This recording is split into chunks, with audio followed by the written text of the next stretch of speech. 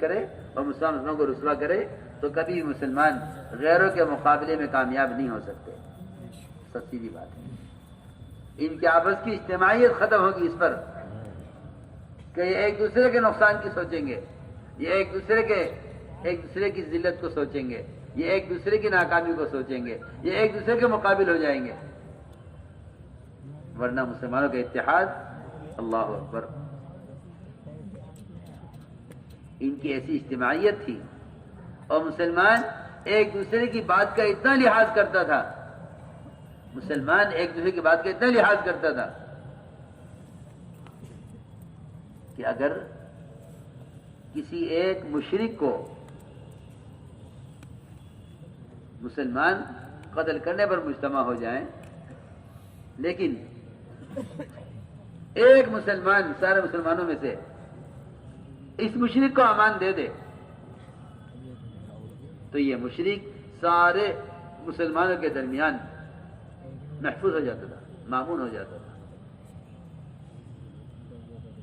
ابوبکر صدیق کے بیان میں ہے یہ کہ مسلمانوں کی ایسی اجتماعیت ہو کہ اگر مسلمانوں میں سے کوئی کمزور ترین آدمی کوئی مسلمانوں میں سے وہ کسی کو امن دے دے تو اس ایک مسلمان کا امن سارے مسلمانوں کا امن مانا جائے گا کہ یہ مشرک سب کے درمیان معمون ہے کیونکہ ایک مسلمان نے امن دے دیا.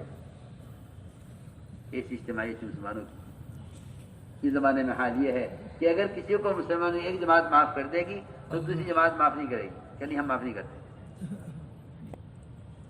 ہم معاف نہیں کرتے, اس لیے کہ وہ آدمی معاف کرنے کو پسند نہیں کرتا جو اللہ سے اپنے لیے معافی نہیں چاہتا. جو اللہ سے اپنے لیے معافی کا طالب نہیں ہوگا وہ مخلوق کو معاف نہیں کرے گا. ورنہ قرآن میں تو یہ ہے فاعفوا واصفحوا الا تحبون ان یغفر اللہ لکم, کہ معاف کر دو, درگزر کر دو, کیا تم نہیں چاہتے کہ اللہ تمہیں معاف کر دے؟ اس لیے میں نے عرض کیا کہ روکنا بے شک ہمیں منکر سے روکنا ہے, مگر اس کا طریقہ یہ ہے کہ مسلمان کا عیب ظاہر نہ ہو. عمر رضی اللہ تعالی عنہ ایک مجلس میں بیٹھے ہوئے تھے, اسی طرح مجلس لگی ہوئی, اس مجلس میں کسی کا وضو ٹوٹ گیا, ریا خارج ہوا, اس کی بدبو ہوئی. بے شک یہ مجلس میں کرنے کا کام نہیں تھا, بیٹھنے والوں کو تکلیف ہوئی. عمر رضی اللہ تعالیٰ عنہ کو غصہ اس بات پر آیا کہ مجلس میں ایسے کیوں کیا. چنانچہ عمر نے فرمایا کہ جس نے یہ کیا ہے وہ اٹھے اور وضو کر کے آئے. میں قسم دے کر کہتا ہوں, اس کو کھڑا ہو جائے, جا کے وضو کر کے آئے. ابھی آدمی اپنی جگہ سے اٹھا ہی نہیں تھا کہ جریر رضی اللہ تعالیٰ بیٹھے ہوئے تھے, تو میرے کان میں کہنے لگے مومنین آپ نے قسم دے دی اس آدمی کو وضو کرنے کی.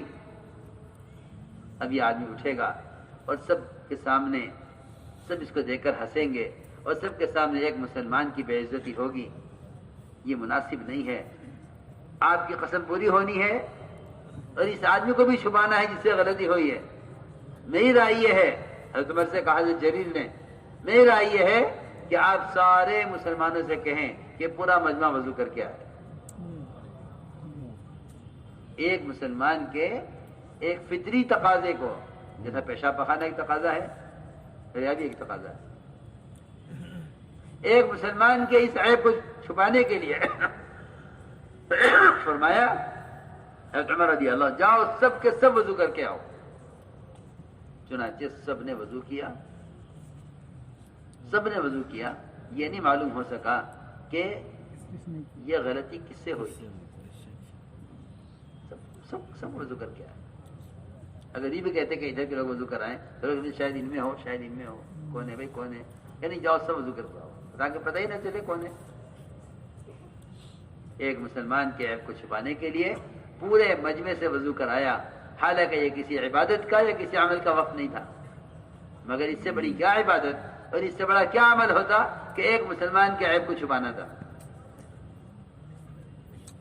تو میں نے عرض کیا کہ بے شک امر معروف اور نہی منکر یہ بڑے بنیادی فریضے ہیں, مگر ان فریضوں کے ادا کرنے کا بھی یہ صحیح طریقہ ہے جس طرح نماز کے فریضے کا ادا کرنے کا طریقہ ہے. جو نماز اپنے طریقے پر نہ ہو وہ نماز اللہ سے دور کرنے والی ہے. اس طرح امر معروف اور نہی عن منکر اگر صحیح طریقے سے ادا نہیں کیے جاتے تو اس سے فساد ہوگا. میں نے عرض کی تھی اس سے ساری بات اس پر کہ مخلص وہ اپنے اوپر ٹوکنے والا پسند کرتا ہے. داؤد علیہ السلام بیس بدل کر پوچھتے تھے لوگوں سے کہ جی بتاؤ داؤد کیسا آدمی ہے. لوگ تعریف کرتے تھے, لوگ تعریف کیا کرتے تھے. ایک مرتبہ ایک فرشتہ کھڑا ہو ملا راستے میں. اللہ نے فرشتے کو بھیجا انسانی شکل میں, یہ نہیں دیکھ کر نہیں پہچانے کا فرشتہ ہے. فرمایا اے فلانے داؤد کیسا آدمی ہے. نے کہا آدمی بہت اچھا ہے, بڑے منصف ہیں, بڑے عبادت گزار ہیں, مسلسل روزہ رکھنے والے ہیں, لیکن ایک کمی ہے. اچھا کیا کمی ہے بتاؤ.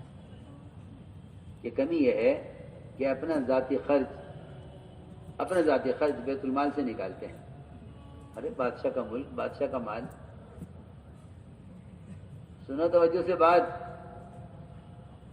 سارے عہدیداروں کے سننے کی ہے, سارے وزراؤں کے سننے کی ہے. اس زمانے میں وزارت صدر جس کا نام نہیں تھا کہ آدمی وزیر بن کر پبلک کے پیسے پر قابض ہو گئے. اس زمانے کے گورنر, اس زمانے کے وزراء وہ پبلک کے مال سے ایسے بچتے تھے جیسے یتیم کے مال سے بچا جاتا ہے. یہ نہیں, ہمارا مال نہیں ہے. اس زمانے میں لوگ سمجھتے ہیں کہ عہدے مال کے لیے ہوتے ہیں. نہیں, عہدے مال کے لیے نہیں ہیں, عہدے تو عوام کی خدمت کے لیے ہیں.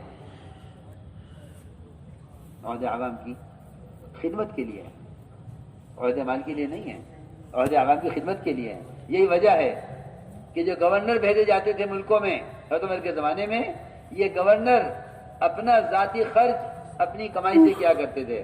سلمان فارسی رضی اللہ تعالیٰ, حضرت عمر رضی اللہ تعالیٰ نے ان کو 5000 وظیفہ ملتا تھا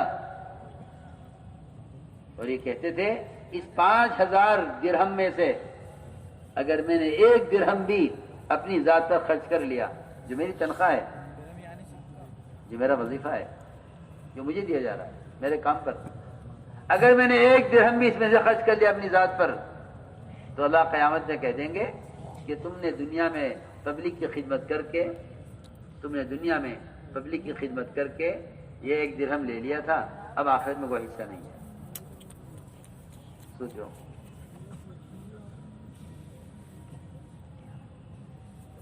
کہاں عہدے دار وہ پبلک کے مال سے چراویں, اور کہاں وہ اپنی پوری تنخواہ جس پر ان کا اپنا گزارا ہوتا, اس پوری تنخواہ کو گورنر صاحب سلمان فارسی رضی اللہ تعالیٰ عنہ اس پوری تنخواہ کو